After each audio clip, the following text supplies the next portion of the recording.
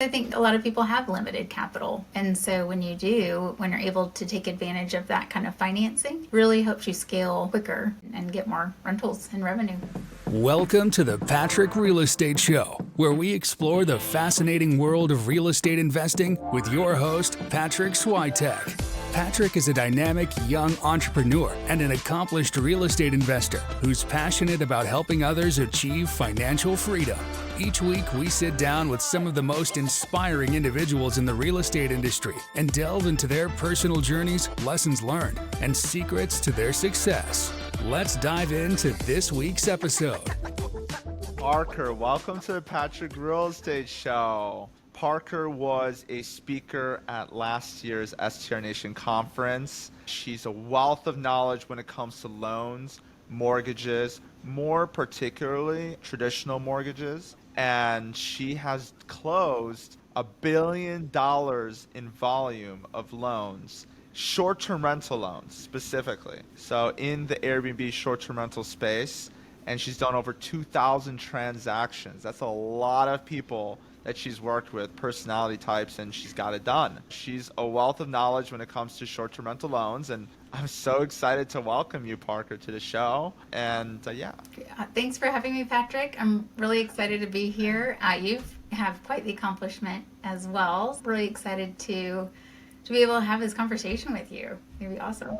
Yeah, of course. And I know that a lot of times people think that loans are very dry, but I feel like, Parker, you're really good at making it feel a lot more of a fun subject to talk about. I feel like me and you at conferences, even that when we meet up at different conferences, we chit chat about it all the time. And I love just like the wealth of knowledge that you bring to this. Like, you truly understand it, where even sometimes on Facebook posts, like, you correct people on misinformation that gets thrown around in this space. And I just want to clarify all of that through this whole podcast. But before we get into all of that, I want to know your story. How did you get started in loans? How did you get into short-term rental loans? And what's your background? Yeah, absolutely. I actually did timeshare marketing for about 10 years. That was interesting.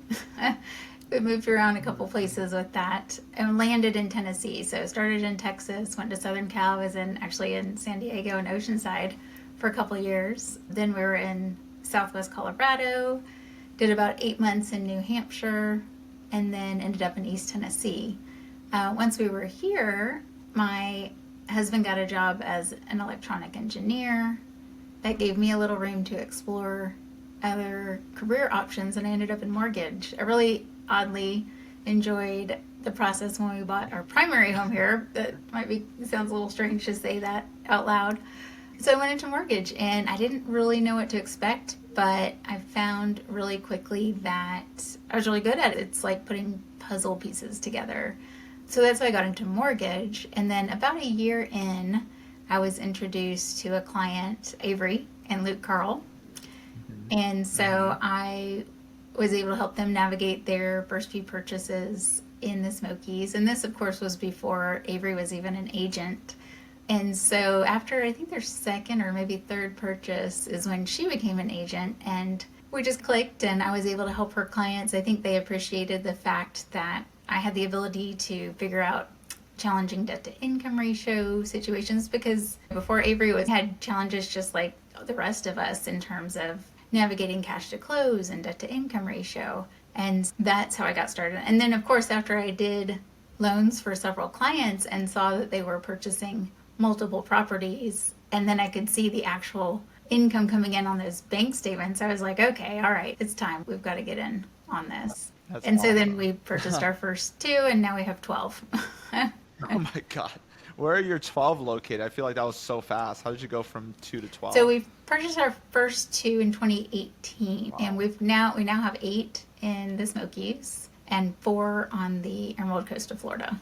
There you go. I love that. And with those vacation rentals, I feel like you, out of all people, were able to understand the power of leverage better than anybody, seeing how people were able to put 10% down on vacation homes, which we'll get into later, and things of that nature to really scale their portfolios. Was that a catalyst for that as well? Absolutely. I'm a big fan of, when possible and when it makes sense, to take advantage of the lower down payment options. So the 10% or 15% investment because I think a lot of people have limited capital. And so when you're able to take advantage of that kind of financing, really helps you scale quicker and get more rentals and revenue.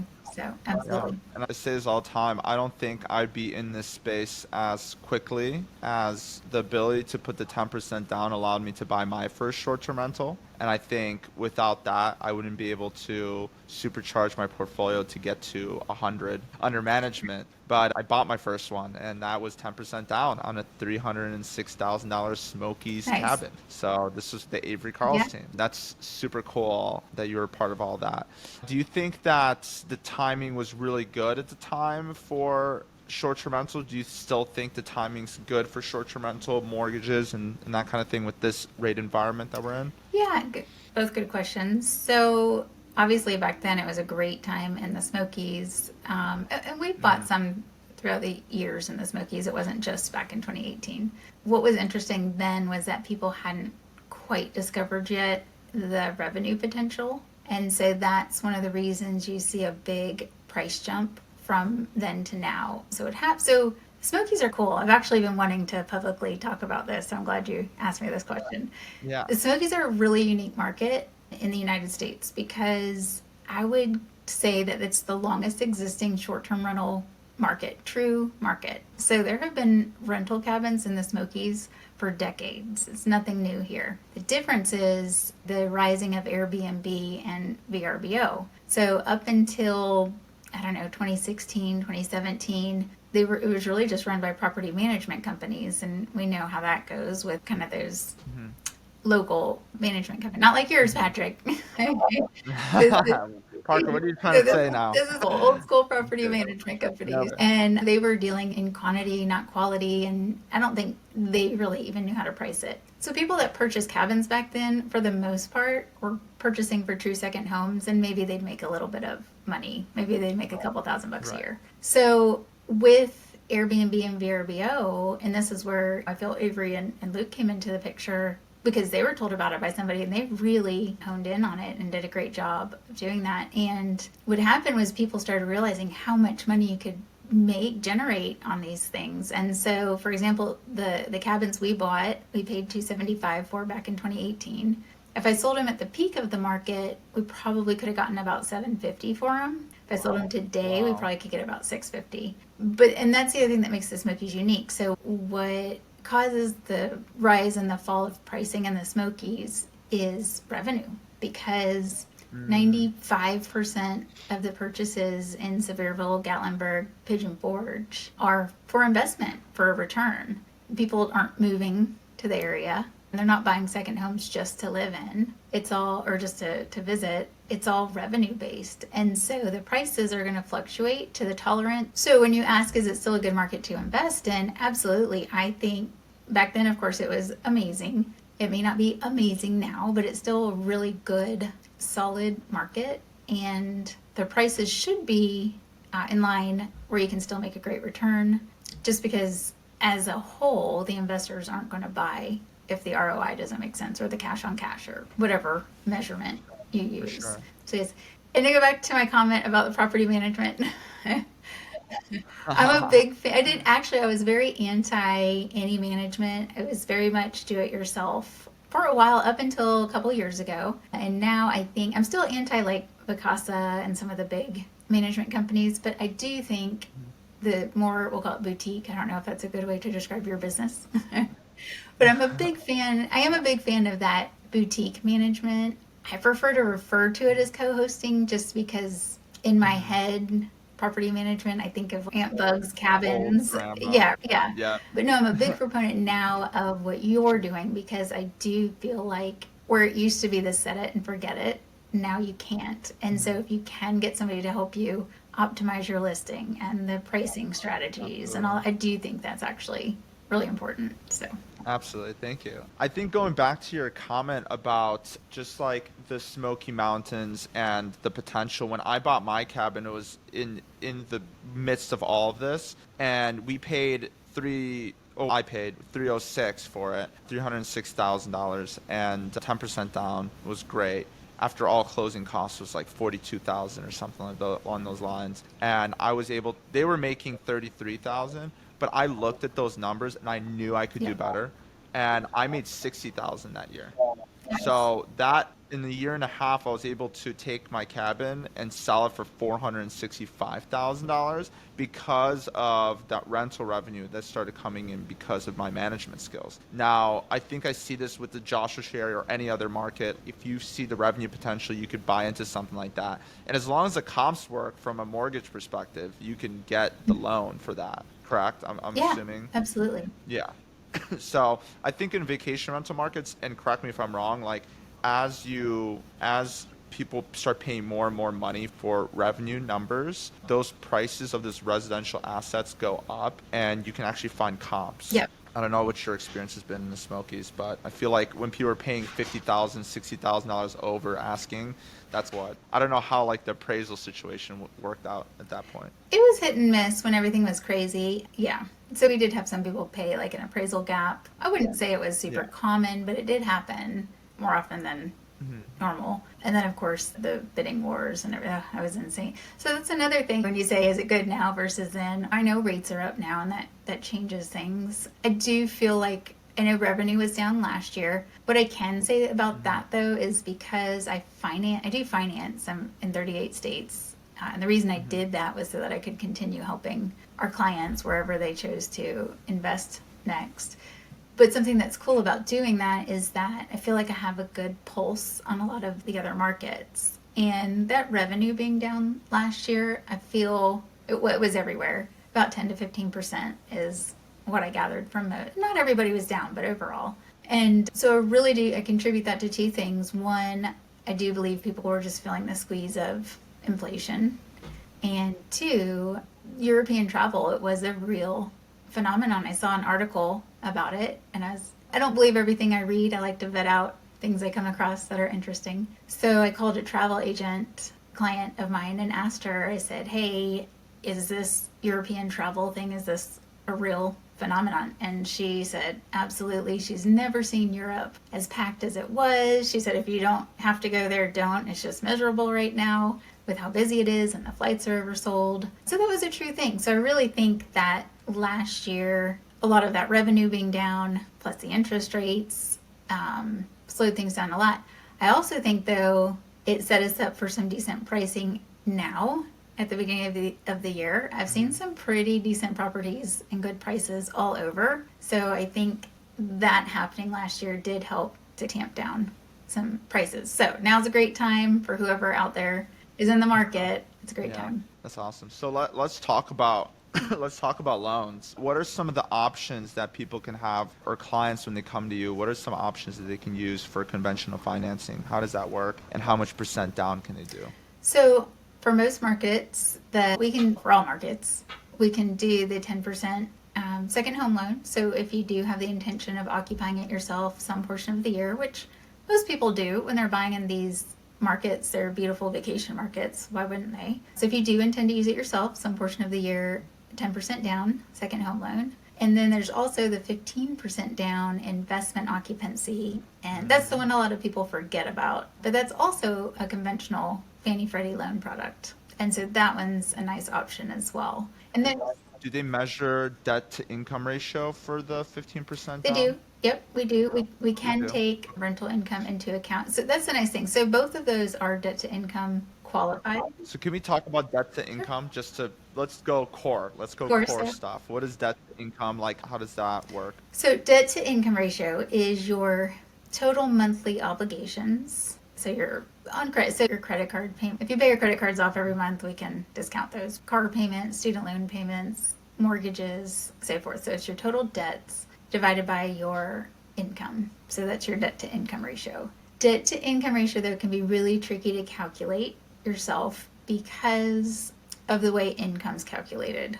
So I know there's some calculators out there, but I really encourage people to just talk to a loan originator they know is good and strong, because just if the calculator was all there was to it, then all LOs would come up with the same DTI, but that's not the case. So many times people are like, how can you qualify me? And so couldn't, or the last 10 people I talked to couldn't. And I'm like, I don't know. Maybe I look at your income differently or calculate it differently.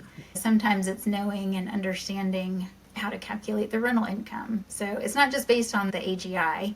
We look at each. For self-employed, we'll look at your business separately. AGI equals. What's that?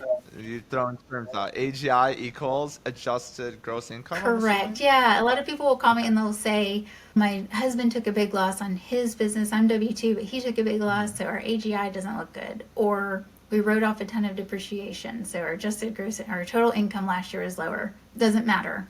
Doesn't matter what your total income was. We're going to look at each individual aspect of your income. So we'll look at just your W-2 or just the self-employment or each separate rental. So there's so many different ways to look at it, and that's why I'm happy to give people a calculator to do it, but I don't want them to sell themselves short on their debt to income ratio. So there's no way AI could take over my job today.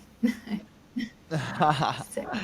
It's just so complicated, and it's so like it's case by case is what you're saying, really. And sometimes I almost feel like a loan lawyer or something, because sometimes it's going to bat with the underwriter. Like bonus income, we're supposed to average over 2 years. Maybe you got a raise and maybe you got a different position this past year and your bonus was $20,000 higher than the previous year. So instead of averaging the 2 years and bringing the average lower, I would go to the underwriter and say, hey, I understand if you look at the 2 years together, this is what it looks like. But here's the deal. They got a promotion in February, and this is based on their new position. And so then we can argue to use 1 year.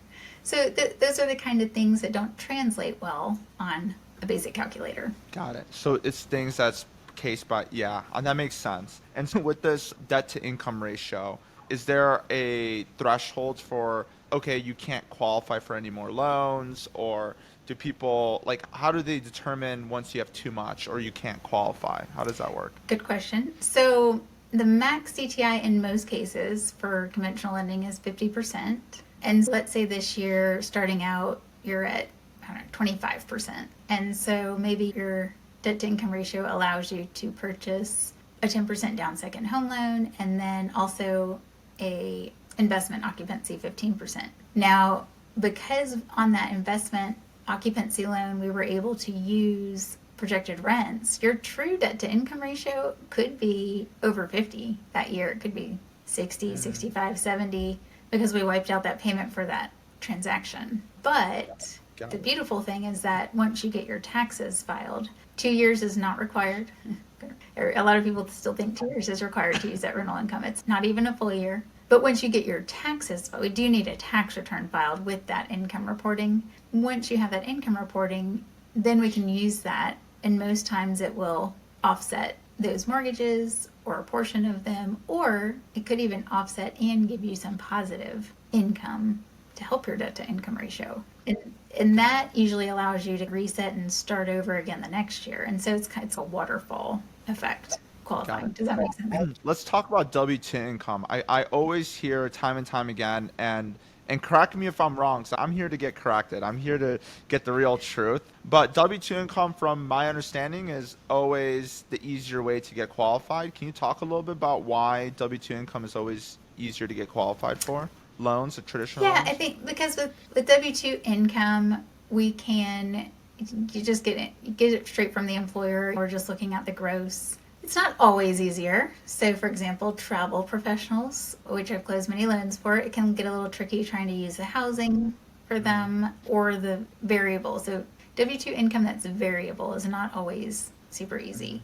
But the reason that it's easy is because it's consistent, it's stable typically, and we can just verify with the employer. Versus self-employment, it's not as difficult, I think, as some people think. Because I've had a lot of people say, oh, I just want to go DSCR, so I don't have to deal with all the paperwork, which kills me a little inside every time, because I think, and I've had plenty of people that I was able to look at their tax returns and they're like, oh, that's not so bad. That was pretty easy. And self-employment, you just have to know how to read the tax returns. And it's okay if you write off a lot on your business. Sometimes there are aspects we can add back in, like depreciation and so forth. Yeah, but that's why W-2 is easier. That was your original question. Sorry.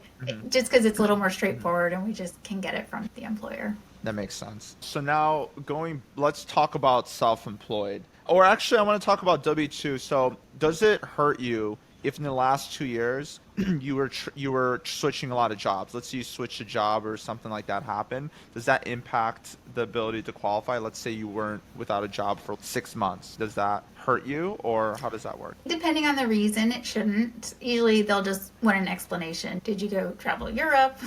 Is something happening in your field where it's difficult to find work? I've never had a client not qualify due to that, but we have had to explain it before. Got it. And so what about people like myself when I first got into the workforce and I was buying my first house and I don't have 2 years because I just got into the workforce? How does that work with loans? So typically 2 years, 2 years of some kind of income is required. If you're a student though, if you're a student and you graduated, then we can use that as a work history as you go in. So then if you have a W-2 job that's salary based or full-time hourly based, we can use that usually right away. Cool. That's what happened to me. I was at my job for 6 months. Extraneous circumstances due to COVID allowed me to explain why I wasn't employed before that. So that's why things worked out for me, which is cool. I didn't think it was going to work out. That was the crazy thing. I was like, I don't know if I can qualify because I'm only 6 months. So there's a lot of misinformation that gets thrown around. And I wanted to ask you, what are some of the other things or like misinformation that gets thrown around in this space that's not true? Ooh, that's good. Good question. So I think one of them, of course, was the AGI that we talked about. People thinking that the adjusted gross income is what we go on. The 2 years tax returns for short-term rental is another one. You do not need 2 years tax return. In fact, the Fannie Mae guideline says to calculate it based on the date it was placed in service. So when I do that rental income calculation from your Schedule E,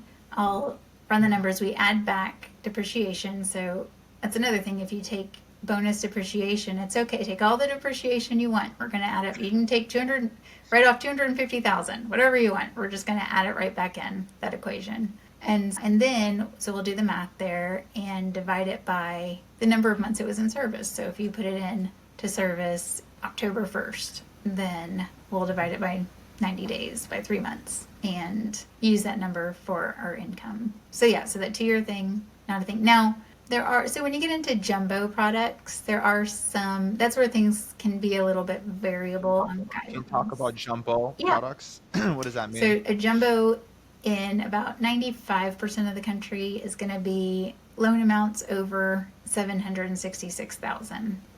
Is going to be considered a jumbo. Maybe not California. Right, parts of California, it can go higher. Yeah. I think Joshua Tree is still 766. But I know the Los Angeles area is higher, San Francisco. Yeah, but for most of us, even in Florida, it was really interesting to me. The only county in Florida that has a higher loan limit is Key West, is that county, which really surprised me. Wow, that's very surprising. Not even Miami. Yeah, okay. It's very surprising. So yes, so jumbo is where you have a loan amount over 766. So that means if you're doing 10% down, your max purchase price in most markets would be $852,000. So the conventional guidelines are pretty uniform across the U.S. There aren't different states with different guidelines. But when it comes to jumbo products, and this is where I think sometimes the myths can happen, because there could be a jumbo product that requires 2 years history of rental income before it can be used, while others don't. Because jumbo, like we have about 8 different jumbo products we can use. And so when I have a client, what I'm always trying to do, and one of the reasons it's very important when you're ready to get pre-approved and find out what you qualify for, that I have all that info, is so that I can figure out which product is the best with the best rate. Because some of the jumbos that have a better rate may have more restrictions on them. And so it's all about trying to fit that box to see which products you qualify for. Got it. Okay. So So yeah, I wanted to ask also on the self-employed side now. Some people will, especially my situation, I'm not in a position to have a W-2 anymore, and I've been self-employed for over 2 years now, and I'm curious how that works is it harder to get loans if you're self-employed, and what are the ramifications of that? It can be. I think sometimes it may be a little more challenging because obviously you're writing some stuff off for tax benefits, which is normal. Everyone does it. And yes, it's just a little bit more documentation that we have to look at. So depending on, again, how much revenue you're showing, how much income, how much of that written off was depreciation. I have found a lot of people who are self-employed but have businesses with properties or that take a lot of depreciation, they're usually in pretty good shape once we add all that back in. Here's a myth. Some people call me panicked about being self-employed and will it help to take more on a W-2? The answer is no, because yeah, it's still we're still going to look at it as self-employed. So what happens when you take a W-2, let's say your business, Like a W-2 income, correct, right? when you're paying yourself a W-2. Got it. So we're still going to look at that in that self-employment calculation. So for easy math, let's say your total revenue was $100,000 for your business. You paid yourself $20,000 W-2, and then maybe your other expenses were $30,000. So now you've got your $20,000 you paid yourself W-2, your $30,000 in other expenses. So that's $50,000 in expenses. So now your K1 is going to reflect 100,000 minus the 50. So your K1 income, your business income is going to show 50,000. So Interesting. So the way I would calculate in that scenario is take that 50,000, add your W-2 income that you paid yourself of 20,000. And so the effective income we'd use for you that year would be 70,000 in that example. Oh, amazing. So that you can do that where you take the 50,000 on the K1 and the 20,000 on the W2 to calculate what you could. Correct. Oh, wow. Now, That's but really cool. adversely, if you don't pay yourself W-2, then your expenses would just reflect 20,000 less. So then your expenses would be that 100,000 minus only the 30,000, because now that 20,000 you W-2 yourself is an expense to your business. Right. What's the difference then if you don't W2 There's yourself? not. What? There's no Right. difference. Yeah. So that's what I'm trying to say. Don't panic about whether you're going to pay yourself W-2 or not. Yeah. So whatever your CPA said, what I'm not familiar with is IRS and tax law, but maybe beneficial or not to W-2 yourself from a tax perspective. But from a lending perspective, that W-2 or not is not going to make a difference. Got it. That's amazing. So that's actually good. So you can do that with your CPA if they ask you to do it, and it'd be fine on the loan side. Are there any other like mistakes that people do when they file their taxes or do something with anything that they do with their CPA that kind of screws with the loan process that they should be aware of? Oh, God. Probably the biggest killer I see, which luckily doesn't happen very often anymore. I think a lot of CPAs have come around and figured this out. And this is something Ryan could probably answer better as to why, Ryan Bakey. But the Schedule C for short-term rental income, instead of using personal Schedule E or even a business return. So it's fine if it's in a partnership or an S corp, but that Schedule C makes it really difficult because then we have to treat it as self-employment income. So especially if you do a Schedule C that first year. So what's the Schedule C versus Schedule E? So Schedule C typically is where, like, if you were a 1099 contractor, or some people report their self-employment there, but Schedule C is typically for self-employment, a 1099 type income. But there have been some CPAs and some old school CPAs that feel short-term rentals have to go on because of the nature of the rental. So I don't know if there's been a change or if CPAs have just figured out that's not the case, because it really has changed a lot over the last 3 or 4 years. I don't feel like that mindset is out there, but occasionally I still come across it. And it really limits what we're able to use, because then we cannot add back taxes, insurance, mortgage interest. We can only add back depreciation. Right. And then you have to have been in business. You have to have a full 12 months on there. So that can be limiting too, versus that rental Schedule E, like I said before, then we can use even if you've only had 3 months we can use that rental income. So I would encourage those who can and those where it aligns with their CPAs, especially your first year of owning a rental, if you can put it on rental Schedule E, that's the easiest. But if not, at least do like a partnership or like the 1065 or 1120S return. Make it easier. Yeah, ask your CPA what that means. Yes. Yeah. Call Ryan. Yeah, call Ryan. So I'm curious, talking about income, property income. Why is it that some people can just multiply and get, like you've gotten 12 properties. Out of those 12 properties, can I ask how many of those were conventional finance? All but one, because it was a non-warrantable condo. So all but two. one. Sorry, one's a jumbo, but it's still traditional financing. Okay. Yeah. Okay, cool. So how were you able to keep qualifying for that, like when debt to income ratio and all that? Did you just do 20% down? Can you explain how people are able to just use their rental income to just like constantly buy more properties? Yeah, so it's kind of like that snowball effect. So once you have sorry, can you hear that? Edit. Okay, got it. Dog barking. Yes. Edit. Hang on one second. Let's wait until the dog adds. But I'll have my editor edit Okay, I that part. figured. Okay, good. Normally I do this with my AirPods. This is my first time doing the microphone. Okay, so back to, so how did we purchase those? So that snowball effect, where once you have that rental income reporting, then it rolls over to the next year. And so basically when we do that calculation, we're going to apply that income that we calculate to the payment. And so, like I said, in most cases, it will wipe it out or give you positive income. Now, here's another trick too. So when you are married, when you have a spouse and the joint return, and so this is something else I do encourage when possible. And for your first couple, sometimes both spouses will need to be on a loan to qualify.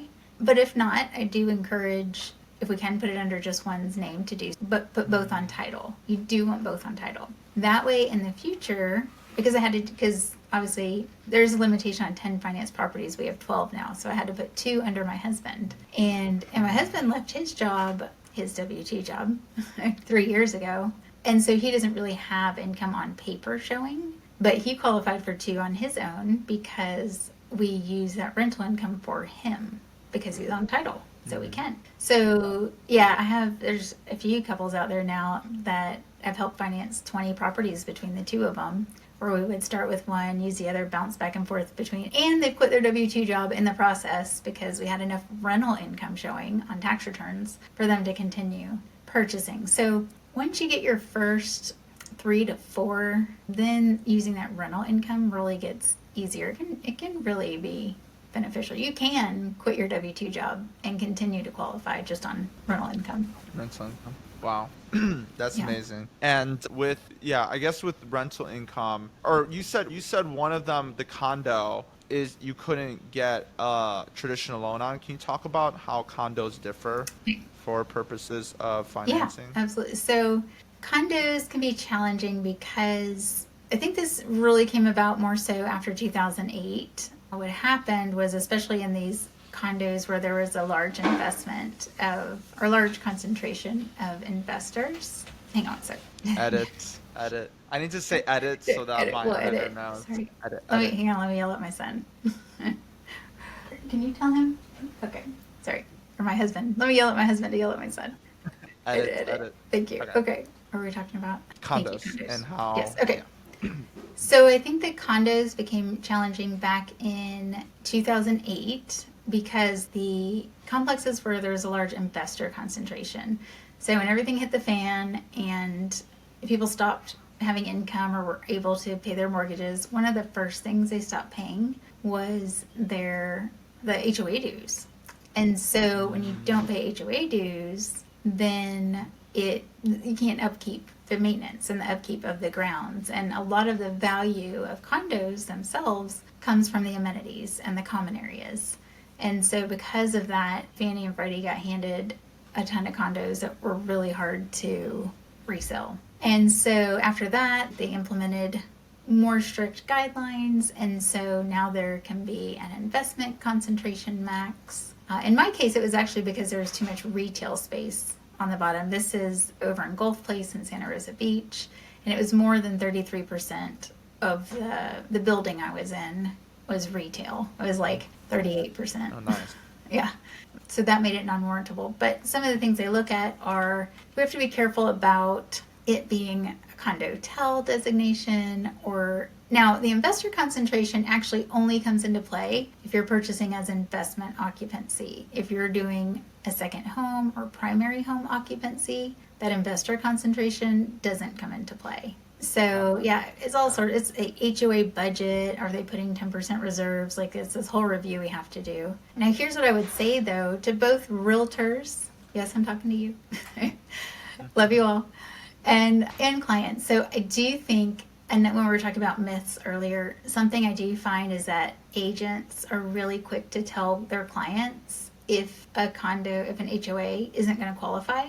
But what we found is that, again, just like debt to income ratio, it really depends on who you're working with, because we've gone back for clarification to the HOA on questions. We've been able to qualify HOAs that others haven't. Some people are just willing to go to bat a little bit more, or question things a little bit more, because sometimes the HOA doesn't quite understand the question. So, so those are the things that we go back. We've got a really talented condo team at Movement as well. Yeah, so they do a really great job. So can you do 10% down on a condo? Yep. Yeah. Nice. Absolutely. I didn't know that. Absolutely. So there you go. Yeah, so we'll always try to qualify it. We'll leave no stone unturned. On occasion, it just won't be warrantable. We do have non-warrantable products. I think a second home, I have to double check, is 15%. Definitely not more than 20% on that non-warrantable.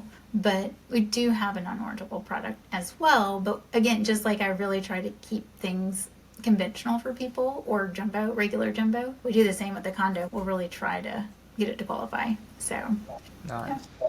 And so I'm curious, Parker, do you have any stories of people that, I think the biggest part, I think me and you talk about a lot, is I always tell people that they should try to talk to you to really understand if they qualify, because a lot of times people think they don't qualify, and I send them to you and then they qualify. And they're like, I talked to 2 other mortgage brokers, how is this different? Isn't it a commodity, right? Isn't mortgage like a commodity? Can you talk about why it matters who you work with and the differences there? Yeah, I think just like any profession, you might go to 10 different doctors, and they each give you a slightly different diagnosis, or they can't figure out the problem. And then you go to a specialist, or a doctor that understands, or maybe does a little bit more research, or thinks through it a little bit differently. Same thing with an attorney. Not all attorneys, especially most LOs are in the primary home space, and that's what they do day in and day out. And occasionally they'll get a second home or investment occupancy loan, but they may not be working with these scenarios every day and reading and learning. For me, I also like the challenge. So if something at first doesn't quite look like it's going to work, but it doesn't make sense to me for it not to, if I'm like, this is a really qualified buyer, why isn't it making sense here? And what do we need to do? I'm willing to dig in, dive in, ask the questions, reach out, reread the guidelines. I never assume I know the guidelines. I will always go back and double check if anything's questionable. So to answer your question, I think it's just a skill. I think it's my superpower. There are others that have it as well, but there's nothing in life that I've ever been as good at. I'm not even a great mom. I try, but I'm way better at lending than I am at motherhood, I'm sure. So we're all trying to figure it out. Totally. That's what it is. Yeah. So I think that's all it's attributed to. It's just mindset and skill level, really. Okay. That's cool. And with that, do you think that some people that might be questioning their situation if they could even qualify, and they're waiting for things, does it hurt to even ask somebody like you? Do you feel ever like your time is wasted if somebody just try to figure out their situation? No, definitely not. I think that as they're going through this process and trying to figure out what their next steps are, and as they're trying to think through, I think it's very important to reach out. The only time I get a little frustrated is when somebody calls me and wants to know what they can do, but they're not willing to give me their documents or their information, because I can't tell them anything specific to their situation without knowing all of it. And then they'll rattle off numbers and I'm like, hey, I can't, unfortunately, I'm not Rain Man. I wish I was, because that would be great. But I can't just take these numbers in and spit out an answer. I've got to have I'm a visual. I've got to work those numbers, especially But it's also a pain in the butt to try to get all those documents in, and it's hard for you probably to get those documents. Sometimes, really. So I don't usually need like bank statements and everything up front. Really, I just need tax. So if they're self-employed, I definitely need, if it's self-employment or rental income, I just need the most recent tax return, maybe 1 or 2 years, depending on their situation, and their business return. That's really all I need initially. I don't need your photo ID. I don't need all the other stuff that goes with it. Really, I just need tax returns in those situations. That's really nice. That makes it a lot easier for you, to be honest. Yeah. So you should probably file those tax returns before talking to you. Well, we can actually use 2022 up until, if you get an extension, we can use them until October. So if you're a late filer, that's okay, but we will need your 22 returns to go on. If you want to use 23 or need to, then you'll want to get those filed. But for now, we can use 2022s. I need 2023. I'm a late filer, so I'll hit you up once. Look at 20. You might not need 23. You don't want to do like 2022. That was a growth year. I made on paper. Okay. But yeah, no, 2023 is gonna be great. But cool, Parker. I want to get into the last 3 questions. Just drive through these and then just close things off. But first question, is there any kind of book or podcast or video you watch or movie that inspired you? I'm just curious, is there anything that really helped you with a life? It doesn't have to be real estate related. Guidelines, the Fannie Mae guidelines, does that count? Guidelines? Fannie Freddie guidelines. Yeah. My short-term memory when it comes to movies and all that is so short that, and nothing comes to mind. That's a terrible answer. So you don't have a book? When's the last time you Don't ask me the last time I read a full book. So I should say Freddie Mae guidelines is like what you read every day. Freddie Mae. Yeah, look, I have read a few. I've read a few books lately. I've read The Pumpkin Plan, which I think is fantastic. Oh my gosh! See, this is the problem. Like, I'm reading another book and I can't remember the name of it right now. I can't remember. See, because I go in and out of it. It's just, I didn't have time to breathe for 3 years when everything was crazy. So the last year and a half, I've just been trying to learn to be a normal human being again. Human being, yeah. And a mom, yes. So I'm starting to read again, pick up some books. But I really did The Pumpkin Plan. I don't know that it was life-changing for me, but it was definitely informative. Helpful. So, Who Not How, that one. Who Not How, that's a big one. I'm working on that one, trying to figure out how to find and implement the Who's. So, the Who's of the world. So that one is helpful. I love that. Yes. Cool. Second thing, if mortgages, this is going to be hard for you. Let's say mortgages never happened for you and you decided to go in another industry. What industry would that be? I think I probably don't have any artistic ability. I might. I don't know. But I would love to just do something creative and fun. So. Like a puzzle? Yes, puzzles, maybe painting. Hey, paint by number, maybe.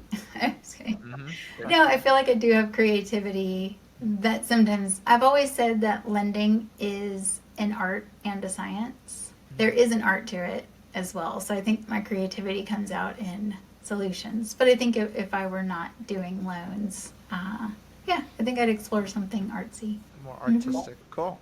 You can always do that on the side as well. True. There you go. And last question is, what does the future look like for Parker?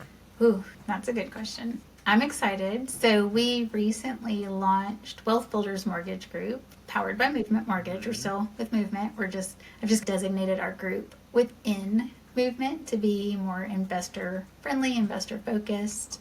And I do, before we go too, I did want to point out, I do also do DSCR loans. We can do those. They're just 20% down. Mm-hmm. So and we've got an excellent DSCR product, 30-year fixed, no prepay penalties. So we do have some great options there as well. I'll just always try, if somebody wants me, to get them into that lower down payment option. Just thought I'd throw that out there with the investor-focused group here.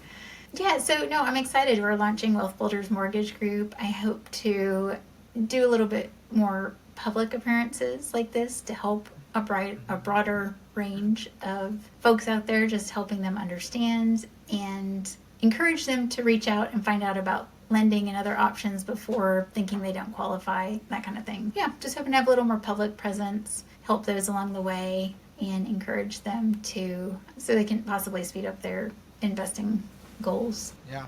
And and I'm sure you've done that for a lot of people already with the crazy amount of volume of loans you've done. You've made a lot of people wealth, which is incredible. Oh, hey, Christy, do you mind edits? Can we just finish this podcast? I know. You're all good. You're all good. We're finishing up 2 minutes. That's so funny. That's so funny. That's awesome. Oh my God. I did not know it was going to happen. That's so funny. Who is that?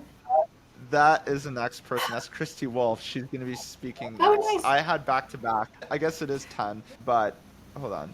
Is she still in here? I think she is. Give me a sec. I'm going to try to, I don't know how to boot her out. How do I boot somebody out? Oh, she's out. Okay. I'm so sorry. Edit. What was I saying?